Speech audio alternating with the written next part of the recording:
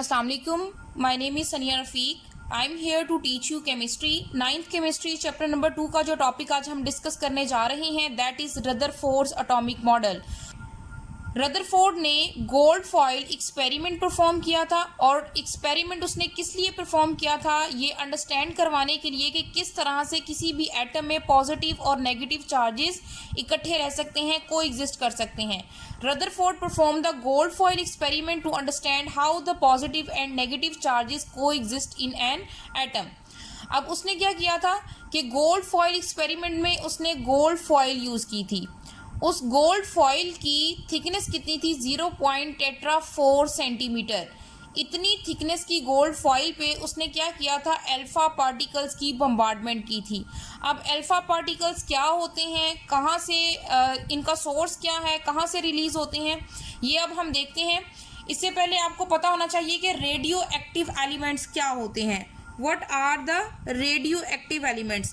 Radioactive elements ऐसे elements होते हैं जो नेचुरली तौर पे रेडिएशन रिलीज करते हैं, उनको रेडियोएक्टिव एलिमेंट्स कहा जाता है। Like polonium, radium and uranium, these are the radioactive elements. तो रेडियोएक्टिव एलिमेंट से निकलने वाली जो रेडिएशंस हैं उनको अल्फा पार्टिकल्स कंसीडर किया जाता है। Alpha particles are emitted by the radioactive elements like polonium, radium and uranium. Alpha particles are actually the helium nuclei. ये हीलियम न्यूक्लियाई कंसीडर किए जाते हैं। हीलियम क्या है, हाइड्रोजन के बाद जो सेकेंड एलिमेंट है पीरियोडिक टेबल का दैट इज हीलियम। और हीलियम पे पॉजिटिव 2 चार्ज होता है तो इनको हीलियम के न्यूक्लियाई कंसीडर किया जाता है। That can penetrate to the matter, ये मैटर के अंदर तक पेनिट्रेट करने की सलाहियत रखते हैं। उसने अल्फा पार्टिकल्स की बम्बार्डमेंट करवाई थी गोल्ड फॉइल पे। उसके इफेक्ट्स क्या आए थे, effects of alpha particles were observed on the photographic plate और screen coated with the zinc sulphide.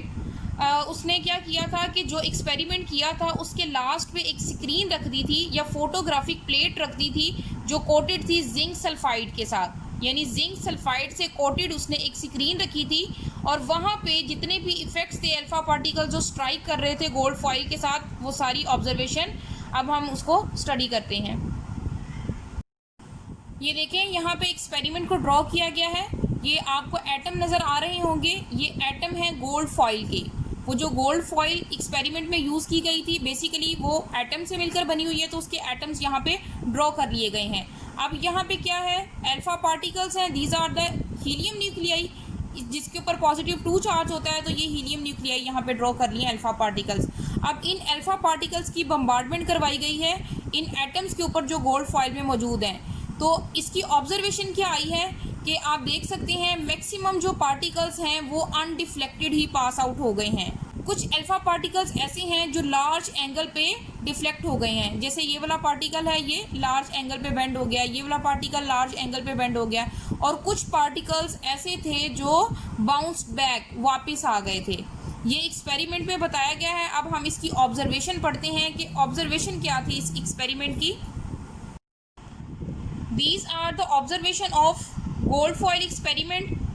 First is almost all the particles pass through the gold foil undeflected. जैसा कि हमने देखा था कि ज़्यादातर जो पार्टिकल्स हैं वो अनडिफ्लेक्टेड ही गुजर गए हैं, बिल्कुल सीधा गुजर गए हैं।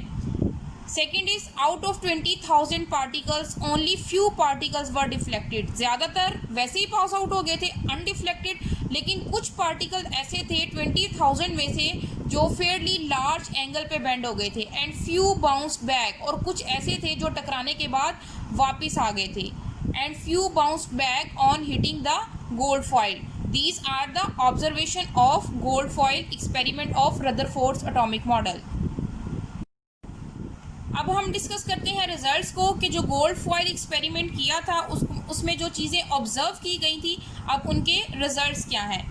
Most of the particle pass through the gold foil undeflected. जो ज़्यादातर पार्टिकल्स थे वो अनडिफ्लेक्टेड पास हो गए थे। इसका मतलब क्या है, therefore most of the volume of atom is empty. तो उसका रिजल्ट ये निकलता है कि एटम का ज़्यादातर हिस्सा खाली है, उनके रास्ते में कोई भी चीज़ नहीं आई, इसलिए वो अनडिफ्लेक्टेड ही गुजर गए। Second is the deflection of few particles prove that there is the positive charge in the center which is called nucleus. जहाँ पे डिफ्लेक्शन हुई फेयरली लार्ज एंगल पे जो पार्टिकल्स बेंड हो गए थे, उसका मतलब है कि उनके रास्ते में कोई ना कोई चीज़ मौजूद है, यानी उनके सेंटर में पॉजिटिव चार्ज है जिसकी वजह से टकराने से वो लार्ज एंगल्स पे बेंड हो गए. Third is the complete rebounce of the few particles show that the nucleus is very hard and dense. और कुछ पार्टिकल्स ऐसे थे जो टकराने के बाद वापस आ गए, वापस मुड़ गए. इसका मतलब है कि उनके रास्ते में बहुत ही हार्ड और डेंस चीज़ आई थी जिससे जितनी फोर्स के साथ वो टकराए उतनी ही फोर्स के साथ वापस भी आ गए. Next point is few particles were deflected. कुछ पार्टिकल जो डिफ्लेक्ट हुए थे लार्ज एंगल्स पे. It shows that the size of nucleus is very small as compare to the volume of the atom. तो इससे ये जाहिर होता है कि एटम के वॉल्यूम के कंपैरिजन में जो न्यूक्लियस का वॉल्यूम है वो बहुत ही कम है, क्योंकि कुछ पार्टिकल ऐसे थे जो बेंड हुए थे. Electrons revolve around the nucleus. जो इलेक्ट्रॉन्स हैं वो न्यूक्लियस के अराउंड रिवॉल्व करते हैं. यहाँ पे मैंने स्ट्रक्चर ड्रॉ किया, इसको आप देख सकते हैं कि उसने कहा था कि एटम जो है उसके सेंटर में न्यूक्लियस मौजूद है जो हार्ड और डेंस है, और as compare to the whole volume of atom इसका साइज स्मॉल है, न्यूक्लियस का वॉल्यूम कम है. उसने ऑर्बिट का कोई भी कंसेप्ट नहीं दिया, बल्कि उसने कहा कि वैसे इलेक्ट्रॉन्स हैं वो न्यूक्लियस के अराउंड मूव करते रहते हैं. उसने कोई भी बताया नहीं कि कोई सर्कुलर ऑर्बिट्स होते हैं जिनमें इलेक्ट्रॉन्स मूव करते हैं. बस सिंपली ये कहा गया कि जो एटम है, एटम के सेंटर में न्यूक्लियस है और उसके साइड्स पे या उसके गिर्द इलेक्ट्रॉन्स रिवॉल्व करते हैं. Atom is a neutral particle. Atom एक न्यूट्रल पार्टिकल है, यानी जितने पॉजिटिव चार्जेस हैं उतने ही नेगेटिव चार्जेस हैं, तो इट सेल्फ ये न्यूट्रल है. Therefore number of electron is equal to the number of protons. Except electrons, all the other fundamental particles that lie within the nucleus are known as nucleons. Atom के centre में nucleus है जिसमें protons और neutrons होते हैं, उनको क्या कहा जाता है? न्यूक्लियॉन्स. जबकि जो इलेक्ट्रॉन्स हैं वो एटम के न्यूक्लियस के गिर्द मूव करते हैं, वो न्यूक्लियस के अंदर नहीं होते, तो इनको हम न्यूक्लियॉन्स कंसीडर नहीं करते. रदरफोर्ड ने जो एटम का कॉन्सेप्ट दिया था वो ये था कि एटम के सेंटर में न्यूक्लियस मौजूद होता है, न्यूक्लियस में प्रोटॉन जिन पे पॉजिटिव चार्ज और न्यूट्रॉन्स मौजूद होते हैं, न्यूट्रॉन्स पे कोई भी चार्ज नहीं होता. Neutrons are the neutral particles. जबकि जो इलेक्ट्रॉन्स हैं वो न्यूक्लियस के गिर्द मूव करते रहते हैं. न्यूक्लियस में मौजूद जो पार्टिकल्स हैं उनको न्यूक्लियॉन्स का नेम दे दिया गया. Now are the defects of Rutherford's atomic model. Rutherford ने एटम के अबाउट जो अपना मॉडल पेश किया था उसके डिफेक्ट्स क्या हैं, उसमें जो खराबियां थी वो क्या हैं. There are two defects according to the classical theory of radiation. जो रदरफोर्ड का एटॉमिक मॉडल है वो किस थ्योरी पे डिपेंड कर रहा है? It depends upon the classical theory. ये क्लासिकल थ्योरी पे डिपेंड कर रहा है. क्लासिकल थ्योरी क्या होती है? जो ओल्ड साइंस को स्टडी करती है और जो मैक्रो ऑब्जेक्ट्स को स्टडी करती है, यानी ये मॉडर्न टेक्निक नहीं थी. According to the classical theory of radiation, electrons being a charged particle.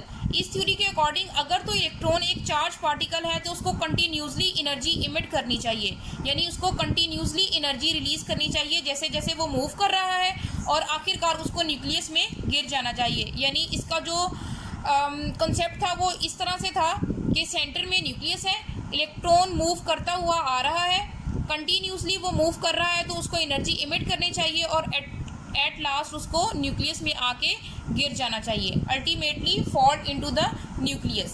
जबकि ऐसा नहीं होता. ये रदरफोर्ड का डिफेक्ट था.